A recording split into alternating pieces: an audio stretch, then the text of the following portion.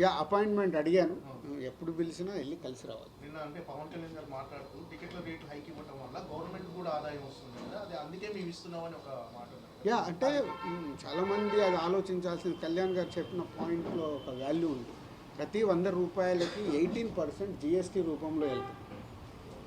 జిఎస్టీలో 9% స్టేట్కి వెళ్తుంది, 9% సెంట్రల్కి వెళ్తుంది. అంటే మనము సినిమా ద్వారా వచ్చేది మళ్ళీ గవర్నమెంట్కి వెళ్ళి గవర్నమెంట్ ద్వారా పర్సంటేజ్ అది ఉపయోగపడేది.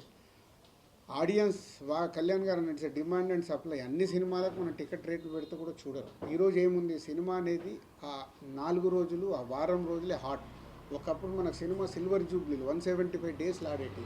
ఇప్పుడంతా ఫాస్ట్ ఫుడ్ లాగా 1 వీక్ 10 డేస్లో క్లోజ్ అయిపోతుంది. సో ఈ క్లోజ్ అయినప్పుడు దీని తర్వాత వెనకాల పైరసీ కావచ్చు, ఓటీటీ కావచ్చు, చాలా ఇంపాక్ట్స్ ఉన్నాయి. సో ఒక బిగ్ ఫిలిం ఇలా భారీ బడ్జెట్తో సినిమా తీయాలన్నప్పుడు తప్పకుండా గవర్నమెంట్స్ సపోర్ట్ కావాలి. ముందు నుంచి గవర్నమెంట్ సపోర్ట్ చేస్తూనే ఉన్నాయి, వీటికి ఎప్పుడు గవర్నమెంట్ సపోర్ట్ కావాలి.